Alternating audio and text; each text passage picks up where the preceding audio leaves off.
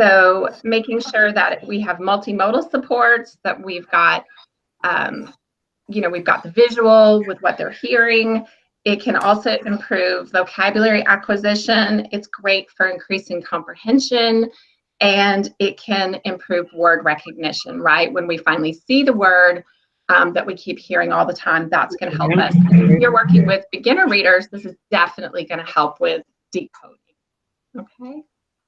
All right. So I want to show you first how to do this in Google Classroom. All right. So this is just a Google Slides presentation that I have, and I'm going to press the present button. And when I press present, I get this little menu down here. I'm going to go to captions, and I'm going to make sure that my size, I like to make sure the size is large and put that caption at the top. And then I just click this button. And then whatever I say is appearing on the screen. So that can be a really great support for students, that are just acquiring English, and we can use this in live instruction, but we can also marry this with a screen reader for NTI. Okay, so I'm going to stop that. All right, does anybody have any questions about how to turn on captions in Google Slides? Oh, you didn't see the screen? All right, let me try it again.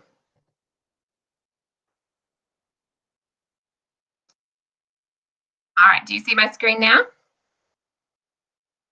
Yes? Molly, do you see my screen? I can see your screen, but I could see it before also. Okay, so let me do that one more time for you guys, okay? So, oh, and I see it on the other computer too. All right, so I'll show you one more time how to do it. So you're going to click present.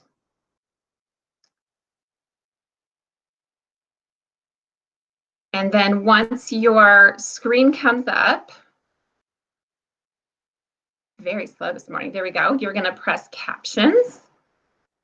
And then whatever you say will appear on the screen. Okay. So that's it for Google Slides. That's really easy. It's really simple to do. And I'll show you how to marry that with a screen reader in just a minute. Okay.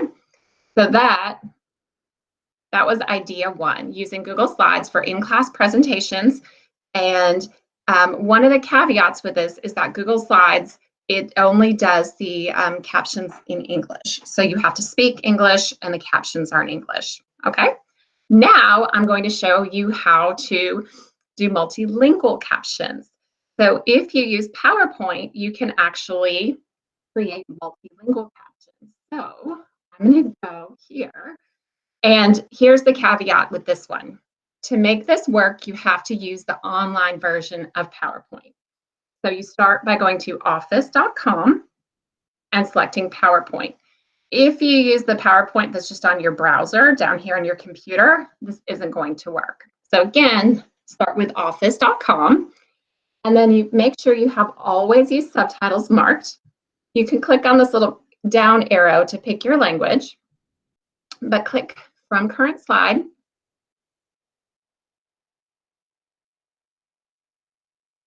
Lots of things are open. And then you can start speaking in one language and your subtitles will come up in another. So I'm speaking to you in English, but my subtitles are in English, or in French, sorry. Okay. All right, so what do you guys think of that one? Talk to me in the chat and tell me about what you think of using Google versus PowerPoint.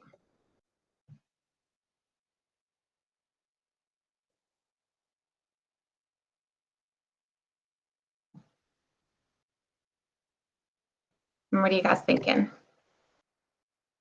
Yes, very cool. All right. No, you cannot do the translated captions Google Slides. Google Slides is English only.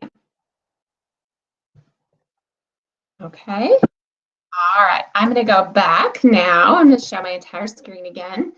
And now I'm going to show you the newest tool to me. This one is really cool, and I'm very excited about this. Oh, let me just tell you one thing. So I did say that you could make videos to send to students. So once you learn how to turn on captions in Google Slides or PowerPoint, make sure that you marry them with a screen recorder. So my favorite, and the one that the district is endorsing, is called Screencastify. And Screencastify is really easy. Once you add it to your Chrome browser, you can just click here and you can record your presentations. And I'm not going to use my time today to show you how to do that because the Digital Learning Channel has a bunch of videos on how to do that. And so I just want to tell you that once you make a presentation, you can read it and decide if you want English captions or another language, and then you can record it and send it to your students. It would be easy to send in Google Classroom or another learning management system. All right, so the third thing I want to show you is something called VidReader. VidReader is awesome because you can create transcripts of YouTube videos. So I could see using this a couple of different ways. One is oftentimes people send me long videos that they want me to watch, and I don't want to take the time to watch the video. I would rather read it as an article.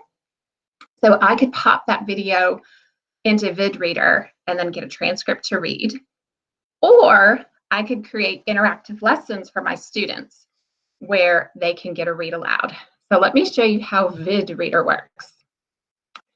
So VidReader is just a simple website.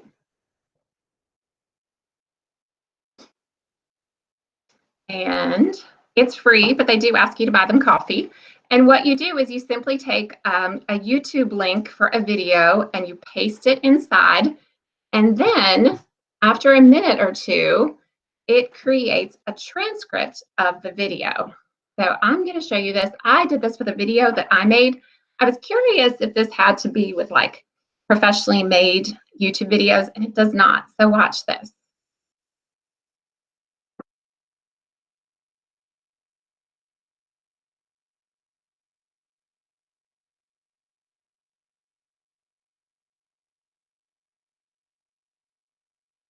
So all I did was take that URL link from YouTube, put it inside, and then it makes this interactive transcript, which I think is really cool because I could envision students going here and getting a read aloud of a text or an article, something you want to share with them.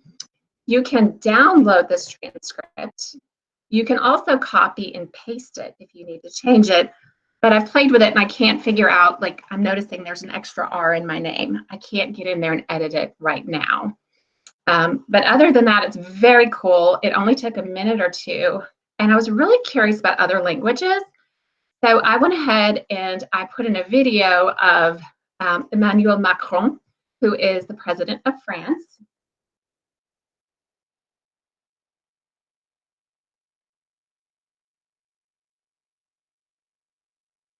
And you know what? It created a transcript in English of everything that he said. So that was really cool too. So if you're interested in foreign news and you want to know what's going on for a different perspective, you could do that.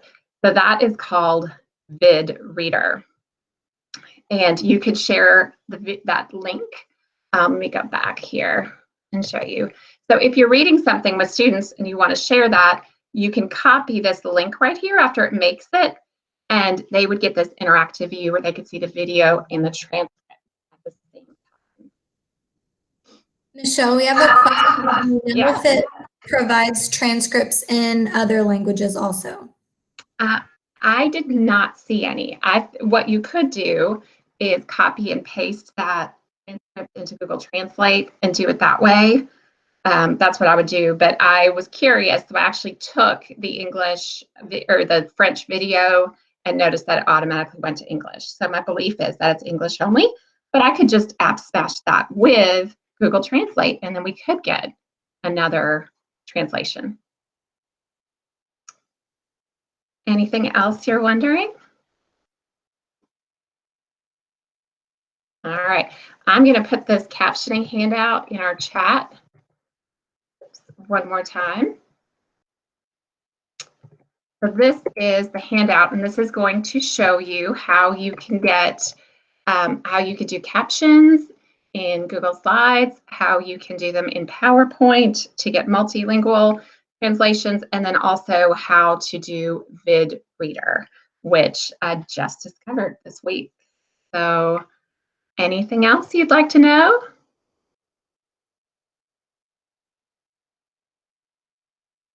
All right, Carmen's saying people might not know about office.com. So let me just review. You just go to office.com, and that's where you will get, oops. Oh, I'm not on screen sharing, but if you go to office.com and you just type in office.com, log in with your JCPS account, you should get everything you need, and you can click on PowerPoint there. Annie, I don't think you can re-record, so you wouldn't get that interactive read along. So, but you can definitely get the transcript. So that would be, I would use that for English videos with English transcript for your ESL class. That's how I would use that. All right, well, it's 10:14, so our time is up, but I appreciate you all coming to our Appy Hour. Next week, we'll be back here, same time, same place in Google Meet, and we will have Drew Courtney, and he's gonna share some awesome stuff with us in Wakelet. He's gonna show us how to organize beautiful curated lessons using the immersive reader that's embedded there. And I also think he's going to whip out some Pear Deck magic, and that also incorporates immersive reader. So thank you so much for coming. Have a great day.